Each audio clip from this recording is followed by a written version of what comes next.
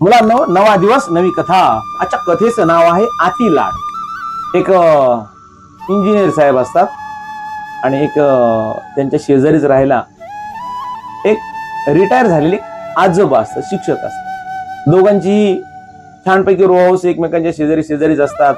दोघांच्याही रो हाऊसच्या समोर जे समोरचा स्पेस आहे त्या स्पेस मध्ये वेगवेगळी झाडं दोघांनीही सोबतच लावलेली असतात. आंब्याची असतील, चिकूची असतील, जांभळीचे असतील.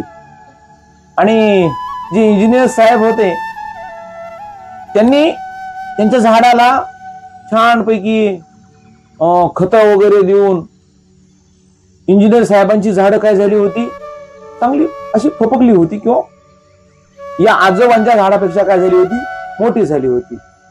आणि आजोबांनी काय केलं होतं, आजोबांच्या घरापुढे जी झाडं होती त्या झाडांना आजोबा प्रमाणामध्ये पाणी द्यायचे, प्रमाणामध्येच किंवा शेणखत वगैरे काही मिळालं तर टाकायची. मग त्यामुळे आजोबांची झाडं त्या इंजिनियर साहेबांच्या झाडापेक्षा काय होती, जरा लहान होती. दिवसामागून थोडे दिवस निघून गेले.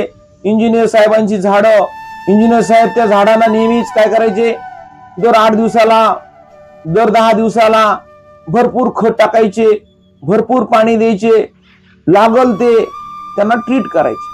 आणि मग आजोबांपेक्षा ती झाडं खूप मोठी झाली.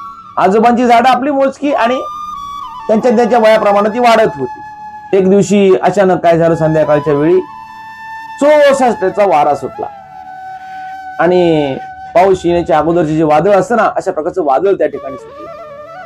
वादळ सुटल्यानंतर सकाळी ज्या वेळेस इंजिनियर साहेब उठले तर उठून पाहतात तर त्यांची जी अख्खी कंपाऊंडच्या शेजारची जी झाडं होती त्यांनी लावलेली, ती सगळी वाढलेली झाडं काय झाली होती, कोलॅप्स झाली होती. काय होती, खाली उन्मळून पडली होती.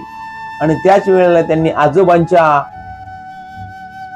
दारासमोर नजर मारली, घरासमोर नजर मारली तर आजोबांची प्रमाणामध्ये वाढलेली झाडं काय होती, अगदी तग धरून जशी आहे तशी काय होती, उभा होती. गोष्ट या ठिकाणी संपली. काय बोध घ्यायचा रे मित्रांनो या कथेतून? अरे लाड करणं ही सामान्य गोष्ट आहे, पण तो किती करायचा याच्यावर काय असाव्यात, मर्यादा असाव्यात.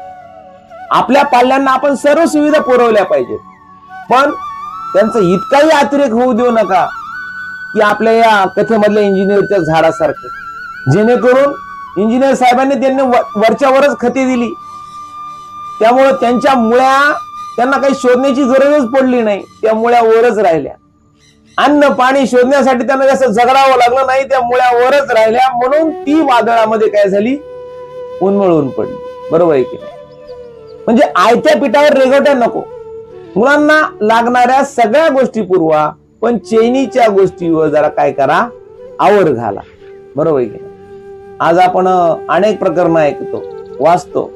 श्रीमंत घरची अल्पवयीन मुलं दारूच्या नशेमध्ये, पब पार्ट्यामध्ये आपल्या आलिशान गाडीनं जाताना काय करतात, गोरगरिबांना चिरडतात. का? अति लाड. अरे ज्ञान, पैसा, मान, सम्मान, प्रतिष्ठा या गोष्टी मिळवण्यासाठी स्वतः त्यांना धडपडू द्या. हो, बरोबर आहे की नाही? ते स्वतः जर हे मिळवण्यासाठी जर धडपडले तर आपल्या कथेतल्या आजोबांच्या झाडासारखे त्यांची मुळं घट्ट होतील आणि या समाजामध्ये कसल्याही वादळामध्ये ते उन्मळून पडणार नाहीत, तर ते काय करतील, तग धरतील. त्यामुळं अति लाड बिलकुल कामाचा नाही. खूप खूप धन्यवाद.